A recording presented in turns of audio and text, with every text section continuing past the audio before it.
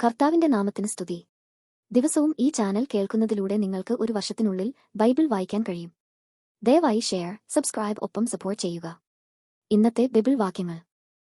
ലേവ്യ പുസ്തകം 9-ാം അധ്യായം 1 മുതലുള്ള വാക്യങ്ങൾ. ലേവ്യ പുസ്തകം 9-ാം അധ്യായം 1 മുതലുള്ള വാക്യങ്ങൾ. 8-ാം ദിവസം മോശെ അഹരോനെയും പുത്രന്മാരെയും ഇസ്രായേൽ മൂപ്പന്മാരെയും വിളിച്ച് അഹരോനോട് പറഞ്ഞത് എന്തെന്നാൽ, നീ പാപയാഗത്തിനായി ഊനമില്ലാത്തൊരു കാളക്കുട്ടിയെയും ഹോമയാഗത്തിനായി ഊനമില്ലാത്തൊരു ആട്ടുകൊറ്റനെയും എടുത്ത് യഹോവയുടെ സന്നിധിയിൽ അർപ്പിക്കണം.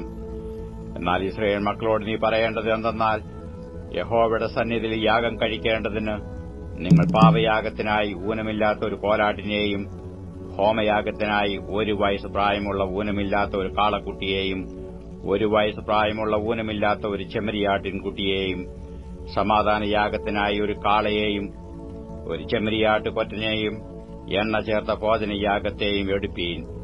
യഹോവ ഇന്ന് നിങ്ങൾക്ക് പ്രത്യക്ഷനാകും. മോശെ കൽപ്പിച്ചവയെ അവർ സമാഗമന കൂടാരത്തിന് മുമ്പിൽ കൊണ്ടുവന്നു. സഭ മുഴുവനും അടുത്തു വന്ന് യഹോവയുടെ സന്നിധിയിൽ നിന്നു. അപ്പോൾ മോശെ, നിങ്ങൾ ചെയ്യണമെന്ന് യഹോവ കൽപ്പിച്ച കാര്യം ഇതാകുന്നു. യഹോവയുടെ തേജസ് നിങ്ങൾക്ക് പ്രത്യക്ഷമാകും എന്ന് പറഞ്ഞു. അഹരോനോട് മോശെ, നീ യാഗപീഠത്തിന്റെ അടുക്കൽ ചെന്ന് യഹോവ കൽപ്പിച്ചതുപോലെ നിന്റെ പാപയാഗവും ഹോമയാഗവും അർപ്പിച്ച് നിനക്കും ജനത്തിനു വേണ്ടി പ്രായശ്ചിത്തം കഴിച്ച് ജനത്തിന്റെ വഴിപാട് അർപ്പിച്ചു അവർക്കായിട്ടും പ്രായശ്ചിത്തം കഴിക്കാമെന്ന് പറഞ്ഞു. അങ്ങനെ അഹരോൻ യാഗപീഠത്തിന്റെ അടുക്കൽ ചെന്നു തനിക്ക് വേണ്ടി പാപയാഗത്തിനുള്ള കാളക്കുട്ടിയെ അറുത്തു. അഹരോന്റെ പുത്രന്മാർ അതിന്റെ രക്തം അവന്റെ അടുക്കൽ കൊണ്ടുവന്നു. അവൻ രക്തത്തിൽ വിരൽ മൂക്കി യാഗപീഠത്തിന്റെ കൊമ്പുകളിൽ പുരട്ടി ശേഷം രക്തം യാഗപീഠത്തിന്റെ ചുവട്ടിൽ ഒഴിച്ചു. പാപയാഗത്തിന്റെ മേധസ്സും മൂത്രപിണ്ഡങ്ങളും കരളിന്മേലുള്ള വവയും അവൻ യാഗപീഠത്തിന്മേൽ ദഹിപ്പിച്ചു, യഹോവ മോശയോട് കൽപ്പിച്ചതുപോലെ തന്നെ. അതിന്റെ മാംസവും തോലും അവൻ പാളയത്തിനു പുറത്തു തീയിലിട്ട് ചുട്ടുകളഞ്ഞു. അവൻ ഹോമയാഗത്തെയും അറുത്തു. അഹരോന്റെ പുത്രന്മാർ അതിന്റെ രക്തം അവന്റെ അടുക്കൽ കൊണ്ടുവന്നു. അവൻ അത് യാഗപീഠത്തിന്മേൽ ചുറ്റും തളിച്ചു. അവർ ഖണ്ണം ഖണ്ണമായി ഹോമയാഗവും അതിന്റെ തലയും അവന്റെ അടുക്കൽ കൊണ്ടുവന്നു. അവൻ അവയെ യാഗപീഠത്തിന്മേൽ ദഹിപ്പിച്ചു.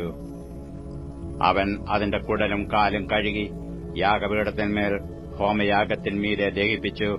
അവൻ ജനത്തിന്റെ വഴിപാട് കൊണ്ടുവന്നു. ജനത്തിനു വേണ്ടി പാപയാഗത്തിനുള്ള കോലാടിനെ പിടിച്ചു അറുത്തു മുമ്പലത്തേതിനെപ്പോലെ പാപയാഗമായി അർപ്പിച്ചു. അവൻ ഹോമയാഗം കൊണ്ടുവന്നു, അതും നിയമപ്രകാരം അർപ്പിച്ചു. അവൻ ഭോജനയാഗം കൊണ്ടുവന്നു, അതിൽ നിന്ന് കൈനിറച്ചെടുത്ത് കാലത്തെ ഹോമയാഗത്തിനു പുറമെ യാഗപീഠത്തിന്മേൽ ദഹിപ്പിച്ചു. പിന്നെ അവൻ ജനത്തിനു വേണ്ടി സമാധാനയാഗത്തിനുള്ള കാളയെയും ചെമ്മരിയാട്ടുകൊറ്റനെയും അറുത്തു.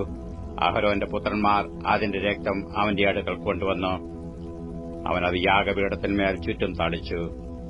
കാളയുടെയും ആട്ടുകൊറ്റന്റെയും മേധസ്സും തടിച്ച വാലും കുടൽ പൊതിഞ്ഞിരിക്കുന്ന മേധസ്സും മൂത്രപിണ്ഡങ്ങളും കരളിന്മേലുള്ള വവയും കൊണ്ടുവന്നു.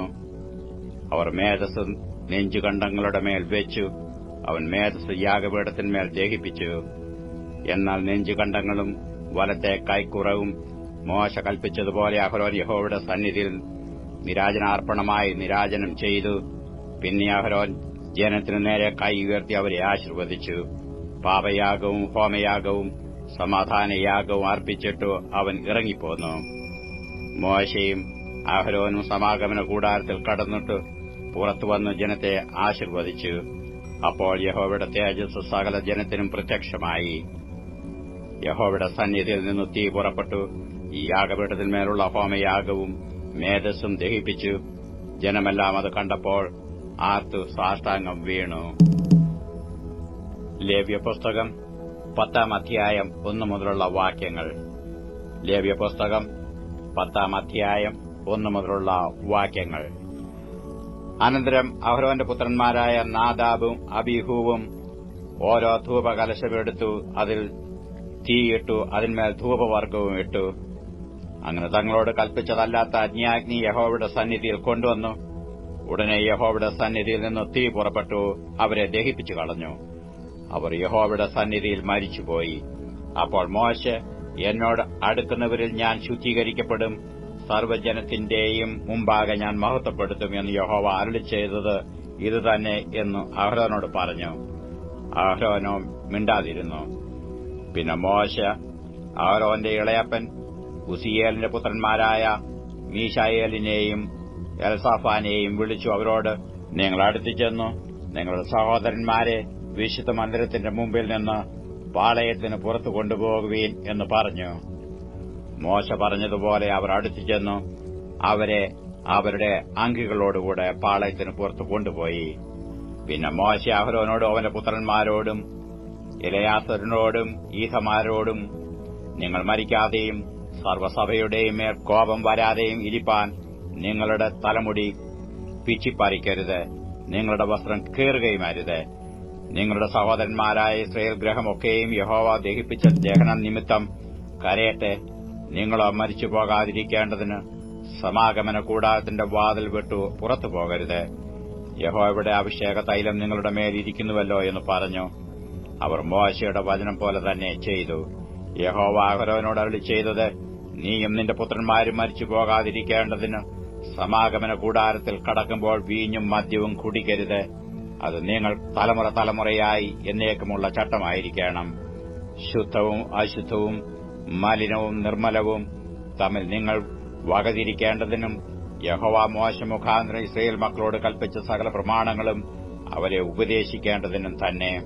അഹരോനോടും അവന്റെ ശേഷിപ്പുള്ള പുത്രന്മാരായ എലെയാസരോടും ഈഥമാരോടും മോശെ പറഞ്ഞു തന്നാൽ, യഹോവയുടെ ദഹനയാഗങ്ങൾ ശേഷിപ്പുള്ള ഭോജനയാഗം നിങ്ങളെടുത്ത് ഈ യാഗപീഠത്തിന്റെ അടുക്കൽ വെച്ച് പുളിപ്പില്ലാത്തതായി ഭക്ഷിപ്പീൻ. അത് അതിവിശുദ്ധം. അത് ഒരു വിശുദ്ധ സ്ഥലത്ത് വെച്ച് ഭക്ഷിക്കണം. യഹോവയുടെ ദഹനയാഗങ്ങളിൽ അത് നിനക്കുള്ള അവകാശവും നിന്റെ പുത്രന്മാർക്കുള്ള അവകാശവുമാകുന്നു. ഇങ്ങനെ എന്നോട് കൽപ്പിച്ചിരിക്കുന്നു. നീരാജനത്തിന്റെ നെഞ്ചും ഉദർച്ചയുടെ കൈക്കുറകും നീയും നിന്റെ പുത്രന്മാരും പുത്രിമാരും വെടിപ്പുള്ളൊരു സ്ഥലത്ത് വെച്ച് തിന്നണം. ഇസ്രായേൽ മക്കളുടെ സമാധാനയാഗങ്ങളിൽ അവ നിനക്കുള്ള അവകാശവും നിന്റെ മക്കൾക്കുള്ള അവകാശവുമായി നൽകിയിരിക്കുന്നു. മേധസ്സിന്റെ ദഹനയാഗങ്ങളോടുകൂടെ അവർ യഹോവയുടെ സന്നിധിയിൽ നീരാജനം ചെയ്യേണ്ടതിന് ഉയർച്ചയുടെ കൈക്കുറകും നീരാജനത്തിന്റെ നെഞ്ചും കൊണ്ടുവരണം. അത് യഹോവ കൽപ്പിച്ചതുപോലെ ശാശ്വതാവകാശമായി നിനക്കും നിന്റെ മക്കൾക്കും ഇരിക്കണം. പിന്നെ പാപയാഗമായ കോലാടിനെക്കുറിച്ച് മോശെ താൽപര്യമായി അന്വേഷിച്ചു. എന്നാൽ അത് ചുട്ടുകളഞ്ഞിരുന്നു. അപ്പോൾ അവൻ അഹരോന്റെ ശേഷിപ്പുള്ള പുത്രന്മാരായ എലെയാസരോടും ഈഥമാരോടും കോപിച്ചു. പാപയാഗം അതിവിശുദ്ധവും സഭയുടെ അകൃത്യം നീക്കിക്കളവാനും അവർക്ക് വേണ്ടി യഹോവയുടെ സന്നിധിയിൽ പ്രായശ്ചിത്തം കഴിപ്പാനും നിങ്ങൾക്ക് തന്നതുമായിരിക്കെ നിങ്ങൾ അത് ഒരു വിശുദ്ധ സ്ഥലത്ത് വെച്ച് ഭക്ഷിക്കാഞ്ഞത് എന്ത്? അതിന്റെ രക്തം വിശുദ്ധ മന്ദിരത്തിനകത്ത് കൊണ്ടുവന്നില്ലല്ലോ. ഞാൻ ആജ്ഞാപിച്ചതുപോലെ നിങ്ങൾ അത് ഒരു വിശുദ്ധ സ്ഥലത്ത് വെച്ച് ഭക്ഷിക്കേണ്ടതായിരുന്നു എന്ന് പറഞ്ഞു. അപ്പോൾ അഹരോൻ മോശെയോട്, ഇന്ന് അവർ തങ്ങളുടെ പാപയാഗവും ഹോമയാഗവും യഹോവയുടെ സന്നിധിയിൽ അർപ്പിച്ചു. എനിക്കു ഇങ്ങനെ ഭവിച്ചുവല്ലോ. ഇന്ന് ഞാൻ പാപയാഗം ഭക്ഷിച്ചുവെങ്കിൽ അത് യഹോവയ്ക്ക് പ്രസാദമായിരിക്കുമോ എന്ന് പറഞ്ഞു. ഇത് കേട്ടപ്പോൾ മോശയ്ക്കു ബോധിച്ചു. യോഹന്നാൻ എഴുതിയ സുവിശേഷം 21 അധ്യായം 1 മുതലുള്ള വാക്യങ്ങൾ. യോഹന്നാൻ എഴുതിയ സുവിശേഷം 21 അധ്യായം 1 മുതലുള്ള വാക്യങ്ങൾ. അതിന്റെ ശേഷം യേശു പിന്നെയും തിബരിയാസ് കടൽക്കരയിൽ വെച്ച് ശിഷ്യന്മാർക്ക് പ്രത്യക്ഷനായത് ഈ വിധമായിരുന്നു. ശിമോൻ പത്രോസും ദിദിമോസ് എന്ന തോമാസും ഗലീലയിലുള്ള കാനയിലെ നഥനിയേലും സെബദി മക്കളും അവന്റെ ശിഷ്യന്മാരിൽ വേറെ 2 പേര് ഒരുമിച്ച് കൂടിയിരുന്നു. ശിമോൻ പത്രോസ് അവരോട്, ഞാൻ മീൻ പിടിപ്പാൻ പോകുന്നു എന്ന് പറഞ്ഞു. ഞങ്ങളും പോരുന്നുവെന്നും അവർ പറഞ്ഞു. അവർ പുറപ്പെട്ടു പടക് കയറിപ്പോയി. ആ രാത്രിയിൽ ഒന്നും പിടിച്ചില്ല. പുലർച്ചയായപ്പോൾ യേശു കരയിൽ നിന്നിരുന്നു. യേശു ആകുന്നു എന്ന് ശിഷ്യന്മാർ അറിഞ്ഞില്ല. യേശു അവരോട്, കുഞ്ഞുങ്ങളെ കൂട്ടുവാൻ വല്ലതുമുണ്ടോ എന്ന് ചോദിച്ചു. ഇല്ല എന്നു അവർ ഉത്തരം പറഞ്ഞു. പടകിന് വലത്തുഭാഗത്ത് വല വീശുവീൻ, എന്നാൽ നിങ്ങൾക്ക് കിട്ടും എന്നു അവൻ അവരോട് പറഞ്ഞു. അവർ വീശി. മീനിന്റെ പെരുപ്പം ഹേതുവായി അത് വലിപ്പാൻ കഴിഞ്ഞില്ല. യേശു സ്നേഹിച്ച ശിഷ്യൻ പത്രോസിനോട്, അത് കർത്താവാകുന്നു എന്ന് പറഞ്ഞു. കർത്താവാകുന്നുവെന്ന് ശിമോൻ പത്രോസ് കേട്ടിട്ട് താൻ നഗ്നനാകയാൽ അങ്കി അരയിൽ ചുറ്റി കടലിൽ ചാടി. ശേഷം ശിഷ്യന്മാർ കരയിൽ നിന്ന് ഏകദേശം 200 മുഴത്തിൽ അധികം ദൂരത്തല്ലായികയാൽ മീൻ നിറഞ്ഞ വല ഇഴച്ചും കൊണ്ട് ചെറിയ പടകിൽ വന്നു. കരയ്ക്ക് ഇറങ്ങിയപ്പോൾ അവർ തീക്കനലും അതിന്മേൽ മീൻ വെച്ചിരിക്കുന്നതും അപ്പവും കണ്ടു. യേശു അവരോട്, ഇപ്പോൾ പിടിച്ച മീൻ ചിലത് കൊണ്ടുവരുവീൻ എന്ന് പറഞ്ഞു. ശിമോൻ പത്രോസ് കയറി 153 വലിയ മീൻ നിറഞ്ഞ വല കരയ്ക്ക് വലിച്ചു കയറ്റി. അത്ര വളരെ ഉണ്ടായിരുന്നിട്ടും വല കീറിയില്ല. യേശു അവരോട്, വന്ന് പ്രാതൽ കഴിച്ചുകൊള്ളുവീൻ എന്ന് പറഞ്ഞു. കർത്താവാകുന്നുവെന്ന് അറിഞ്ഞിട്ട് ശിഷ്യന്മാരിൽ ഒരുത്തനും നീ ആർ എന്നും അവനോട് ചോദിപ്പാൻ തുനിഞ്ഞില്ല. യേശു വന്നു അപ്പമെടുത്തു അവർക്ക് കൊടുത്തു. മീനും അങ്ങനെ തന്നെ. യേശു മരിച്ചവരിൽ നിന്ന് ഉയർത്തെഴുന്നേറ്റ ശേഷം ഇങ്ങനെ 3-ാം പ്രാവശ്യം ശിഷ്യന്മാർക്ക് പ്രത്യക്ഷനായി. അവർ പ്രാതൽ കഴിച്ച ശേഷം യേശു ശിമോൻ പത്രോസിനോട്, യോഹന്നാന്റെ മകനായ ശിമോനെ, നീ ഇവരിൽ അധികമായി എന്നെ സ്നേഹിക്കുന്നുവോ എന്ന് ചോദിച്ചു. അതിന് ഊവ് കർത്താവേ, എനിക്ക് നിന്നോട് പ്രിയമുണ്ട് എന്ന് നീ അറിയുന്നുവല്ലോ എന്ന് പറഞ്ഞു. എന്റെ കുഞ്ഞാടുകളെ മേയ്ക്ക എന്നു അവൻ അവനോട് പറഞ്ഞു. രണ്ടാമതും അവനോട്, യോഹന്നാന്റെ മകനായ ശിമോനെ, നീ എന്നെ സ്നേഹിക്കുന്നുവോ എന്ന് ചോദിച്ചു. അതിനു അവൻ, ഉവ്വ് കർത്താവേ, എനിക്ക് നിന്നോട് പ്രിയമുണ്ട് എന്ന് നീ അറിയുന്നുവല്ലോ എന്ന് പറഞ്ഞു. എന്റെ ആടുകളെ പാലിക്ക എന്ന് അവൻ അവനോട് പറഞ്ഞു. മൂന്നാമതും അവനോട്, യോഹന്നാന്റെ മകനായ ശിമോനെ, നിനക്ക് എന്നോട് പ്രിയമുണ്ടോ എന്ന് ചോദിച്ചു. എന്നോട് പ്രിയമുണ്ടോ എന്ന് മൂന്നാമതും ചോദിക്കാൻ പത്രോസ് ദുഃഖിച്ചു. കർത്താവേ, നീ സകലവും അറിയുന്നു, എനിക്ക് നിന്നോട് പ്രിയമുണ്ട് എന്നും നീ അറിയുന്നു എന്നും അവനോട് പറഞ്ഞു. യേശു അവനോട്, എന്റെ ആടുകളെ മേയ്ക്ക. ആമേൻ ആമേൻ, ഞാൻ നിന്നോട് പറയുന്നു, നീ യൗവനക്കാരനായിരുന്നപ്പോൾ നീ തന്നെ അരകെട്ടി ഇഷ്ടമുള്ളിടത്ത് നടന്നു. വയസ്സനായ ശേഷമോ നീ കൈ നീട്ടുകയും മറ്റൊരുത്തൻ നിന്റെ അരകെട്ടി നിനക്ക് ഇഷ്ടമില്ലാത്ത ഇടത്തേക്ക് നിന്നെ കൊണ്ടുപോവുകയും ചെയ്യും എന്ന് പറഞ്ഞു. അതിനാൽ അവൻ ഇന്നവിധം മരണം കൊണ്ട് ദൈവത്തെ മഹത്വപ്പെടുത്തും എന്നു അവൻ സൂചിപ്പിച്ചു. ഇത് പറഞ്ഞിട്ട് എന്നെ അനുഗമിക്ക എന്നു അവനോട് പറഞ്ഞു. പത്രോസ് തിരിഞ്ഞ് യേശു സ്നേഹിച്ച ശിഷ്യൻ പിൻചെല്ലുന്നത് കണ്ടു അത്താഴത്തിൽ അവന്റെ നെഞ്ചോട് ചാഞ്ഞുകൊണ്ട്, കർത്താവെ, നിന്നെ കാണിച്ചു കൊടുക്കുന്നവൻ ആർ എന്ന് ചോദിച്ചത് ഇവൻ തന്നെ. അവനെ പത്രോസ് കണ്ടിട്ട്, കർത്താവെ, ഇവന് എന്ത് ഭവിക്കും എന്ന് യേശുവിനോട് ചോദിച്ചു. യേശു അവനോട്, ഞാൻ വരുവോളം ഇവൻ ഇരിക്കണമെന്ന് എനിക്കിഷ്ടമുണ്ടെങ്കിൽ അത് നിനക്കെന്ത്? നീ എന്നെ അനുഗമിക്ക എന്ന് പറഞ്ഞു. ആകയാൽ ആ ശിഷ്യൻ മരിക്കയില്ല എന്നൊരു ശ്രുതി സഹോദരന്മാരുടെ ഇടയിൽ പരന്നു. യേശു അവൻ മരിക്കയില്ല എന്നല്ല, ഞാൻ വരുവോളം ഇവൻ ഇരിക്കണം എന്ന് എനിക്ക് ഇഷ്ടമുണ്ടെങ്കിൽ അത് നിനക്കെന്ത് എന്നത്രേ അവനോട് പറഞ്ഞത്. ഈ ശിഷ്യൻ ഇതിനെക്കുറിച്ച് സാക്ഷ്യം പറയുന്നവനും ഇത് എഴുതിയവനും ആകുന്നു. അവന്റെ സാക്ഷ്യം സത്യം എന്ന് ഞങ്ങൾ അറിയുന്നു. യേശു ചെയ്തത് മറ്റു പലതുമുണ്ട്. അത് ഓരോന്നായി എഴുതിയാൽ എഴുതിയ പുസ്തകങ്ങൾ ലോകത്തിൽ തന്നെയും ഒതുങ്ങുകയില്ല എന്ന് ഞാൻ നിരൂപിക്കുന്നു. 50-ാം സങ്കീർത്തനം 1 മുതലുള്ള വാക്യങ്ങൾ. 50-ാം സങ്കീർത്തനം 1 മുതലുള്ള വാക്യങ്ങൾ. ദൈവം, യഹോവയായ ദൈവം അരുളിച്ചെയ്തു, സൂര്യന്റെ ഉദയം മുതൽ അസ്തമയം വരെ ഭൂമിയെ വിളിക്കുന്നു. സൗന്ദര്യത്തിന്റെ പൂർണ്ണതയായ സിയോനിൽ നിന്ന് ദൈവം പ്രകാശിക്കുന്നു. നമ്മുടെ ദൈവം വരുന്നു, മൗനമായിരിക്കുകയില്ല. അവന്റെ മുമ്പിൽ തീ ദഹിപ്പിക്കുന്നു. അവന്റെ ചുറ്റും വലിയൊരു കൊടുങ്കാറ്റടിക്കുന്നു. തന്റെ ജനത്തെ ന്യായം വിധിക്കേണ്ടതിന് അവൻ മേലിൽ നിന്ന് ആകാശത്തെയും ഭൂമിയെയും വിളിക്കുന്നു. യാഗം കഴിച്ചു എന്നോട് നിയമം ചെയ്തവരായ എന്റെ വിശുദ്ധന്മാരെ എന്റെ അടുക്കൽ കൂട്ടുവീൻ. ദൈവം തന്നെ ന്യായാധിപതിയായിരിക്കയാൽ ആകാശം അവന്റെ നീതിയെ ഘോഷിക്കും. എന്റെ ജനമേ കേൾക്ക, ഞാൻ സംസാരിക്കും. ഇസ്രയേലെ, ഞാൻ നിന്നോട് സാക്ഷീകരിക്കും. ദൈവമായ ഞാൻ നിന്റെ ദൈവമാകുന്നു. നിന്റെ ഹനനയാഗങ്ങളെക്കുറിച്ച് ഞാൻ നിന്നെ ശാസിക്കുന്നില്ല. നിന്റെ ഹോമയാഗങ്ങൾ എപ്പോഴും എന്റെ മുമ്പാകെ ഇരിക്കുന്നു. നിന്റെ വീട്ടിൽ നിന്ന് കാളയെയോ നിന്റെ തൊഴുത്തുകളിൽ നിന്ന് കോലാട്ടുകൊറ്റന്മാരെയോ ഞാൻ എടുക്കയില്ല. കാട്ടിലെ സകല മൃഗവും പർവ്വതങ്ങളിലെ 1000 ജന്തുക്കളും എനിക്കുള്ളവയാകുന്നു. മലകളിലെ പക്ഷികളെയൊക്കെയും ഞാൻ അറിയുന്നു. വയലിലെ ജന്തുക്കളും എനിക്കുള്ളവ തന്നെ. എനിക്ക് വിശന്നാൽ ഞാൻ നിന്നോട് പറകയില്ല. ഭൂലോകവും അതിന്റെ നിറവും എന്റേതത്രേ. ഞാൻ കാളകളുടെ മാംസം തിന്നുമോ? കോലാട്ടുകൊറ്റന്മാരുടെ രക്തം കുടിക്കുമോ? ദൈവത്തിന് സ്തോത്രയാഗം അർപ്പിക്ക. അത്യുന്നതിന് നിന്റെ നേർച്ചകളെ കഴിക്ക. കഷ്ടകാലത്ത് എന്നെ വിളിച്ചപേക്ഷിക്ക. ഞാൻ നിന്നെ വിടുവിക്കുകയും നീ എന്നെ മഹത്വപ്പെടുത്തുകയും ചെയ്യും. എന്നാൽ ദുഷ്ടനോട് ദൈവം അരുളി ചെയ്യുന്നു, നീ എന്റെ ചട്ടങ്ങളെ അറിയിപ്പാനും എന്റെ നിയമത്തെ നിന്റെ വായിൽ എടുപ്പാനും നിനക്ക് എന്ത് കാര്യം? നീ ശാസനയെ വെറുത്തു എന്റെ വചനങ്ങളെ നിന്റെ പുറകിൽ എറിഞ്ഞുകളയുന്നുവല്ലോ. കള്ളനെ കണ്ടാൽ നീ അവന് അനുകൂലപ്പെടുന്നു, വ്യഭിചാരികളോട് നീ പങ്കുകൂടുന്നു. നിന്റെ വായ് നീ ദോഷത്തിന് വിട്ടുകൊടുക്കുന്നു, നിന്റെ നാവ് വഞ്ചന പിണയ്ക്കുന്നു. നീ ഇരുന്നു നിന്റെ സഹോദരന് വിരോധമായി സംസാരിക്കുന്നു, നിന്റെ അമ്മയുടെ മകനെക്കുറിച്ച് അപവാദം പറയുന്നു. ഇവ നീ ചെയ്തു ഞാൻ മിണ്ടാതിരിക്കാൻ ഞാൻ നിന്നെപ്പോലെയുള്ളവനെന്നു നിരൂപിച്ചു. എന്നാൽ ഞാൻ നിന്നെ ശാസിച്ച് നിന്റെ കണ്ണിന് മുമ്പിൽ അവയെ നിരത്തിവെക്കും. ദൈവത്തെ മറക്കുന്നവരെ ഇത് ഓർത്തുകൊള്ളുവീൻ, അല്ലെങ്കിൽ ഞാൻ നിങ്ങളെ കീറിക്കളയും, വെടിവെപ്പാൻ ആരുമുണ്ടാകുകയുമില്ല. സ്തോത്രമെന്ന യാഗമർപ്പിക്കുന്നവൻ എന്നെ മഹത്വപ്പെടുത്തുന്നു, തന്റെ നടപ്പിനെ ക്രമപ്പെടുത്തുന്നവന് ഞാൻ ദൈവത്തിന്റെ രക്ഷയെ കാണിക്കും.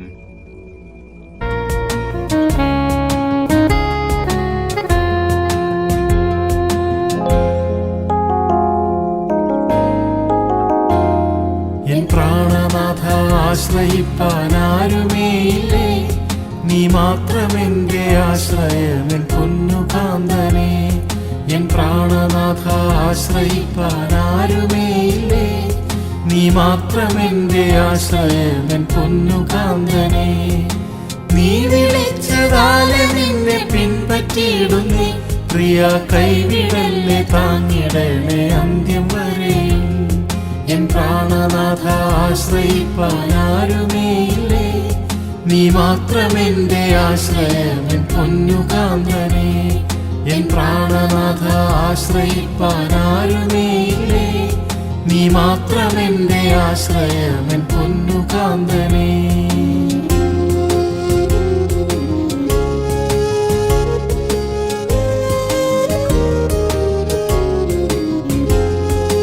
സത്യത്തിനു സാക്ഷിയായി ഞാൻ നിൽക്കുന്നതിനാൽ എൻ വീട്ടുകാരും നാട്ടുകാരും ദ്വേഷിക്കുന്നെന്നെ.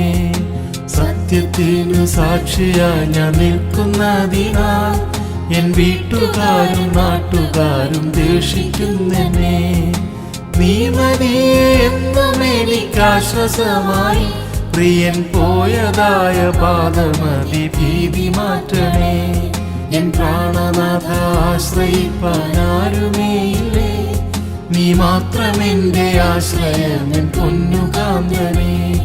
എൻ പ്രാണനാഥ ആശ്രയിപ്പാനാരുമേയില്ലേ, നീ മാത്രമെന്റെ ആശ്രയമെൻ പൊന്നുകാന്തനെ.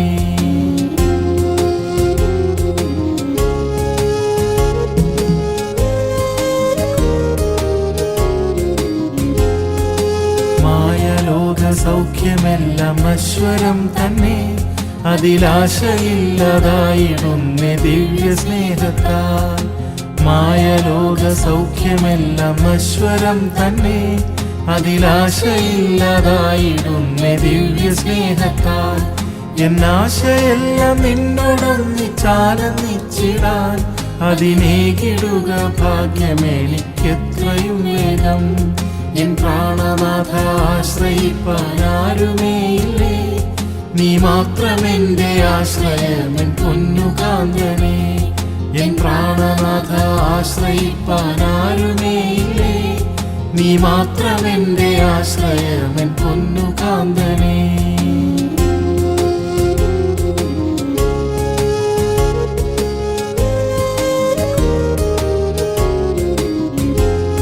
നീ വന്നതാലെ ധന്യനാ ഞാൻ ഭാഗ്യവാനായി, നീ തന്നതാലെ ദിവ്യരക്ഷ നിൻ മരണത്താൽ. നീ വന്നതാലെ ധന്യനാ ഞാൻ ഭാഗ്യവാനായി, നീ തന്നതാലെ ദിവ്യരക്ഷ നിൻ മരണത്താൽ. ശോഭയേറും സ്വർപ്പുരത്തിൽ ചേർന്നിടും നാളിൽ എൻ ഭാഗ്യമനൽപ്പം പ്രിയനെ ആനന്ദിക്കുന്നേ. എൻ പ്രാണനാഥ ആശ്രയിപ്പാനാരുമേയില്ലേ, നീ മാത്രമെന്റെ ആശ്രയമെൻ പൊന്നുകാന്തനെ. എൻ പ്രാണനാഥ ആശ്രയിപ്പാനാരുമേയില്ലേ, നീ മാത്രമെന്റെ ആശ്രയമെൻ പൊന്നുകാന്തനെ.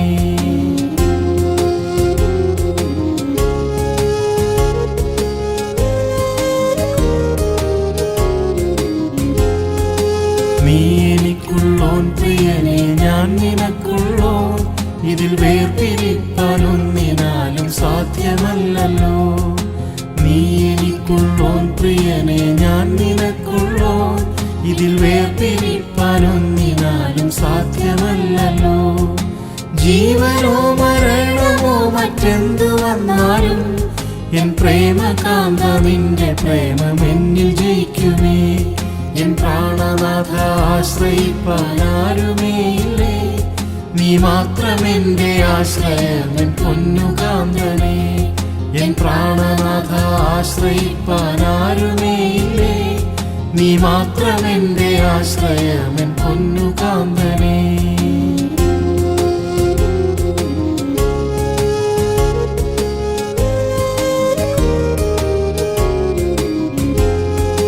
ലോകം ജഡം സാത്താനുമായി പോർ ചെയ്തിടുന്നേ, ഇതെന്നു തീരുമെൻ പ്രിയനെ താമസിക്കല്ലേ.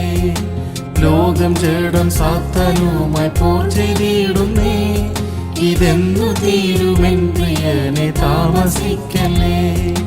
നീ വരുന്ന ഭാഗ്യദേശ ചേർന്നിടുമേ ഞാൻ, എൻ യുദ്ധമെല്ലാം തീർന്നു നിന്നിൽ മോദിച്ചിടുമേ.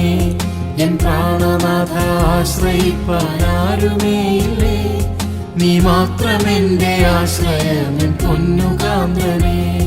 എൻ പ്രാണനാഥ ആശ്രയിപ്പാനാരുമേയില്ലേ, നീ മാത്രമെന്റെ ആശ്രയം എൻ പൊന്നുകാന്തനെ.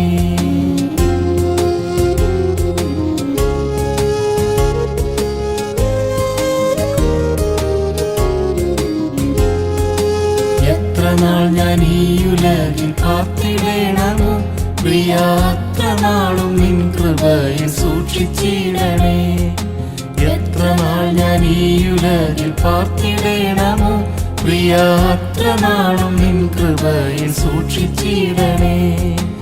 എന്നുമേഘെ വന്നിടുമോ എന്നെ ചേർത്തിടാൻ, വേഗം വന്നു എന്നെ ചേർത്തിടേണേ കാത്തിരിക്കുന്നേ.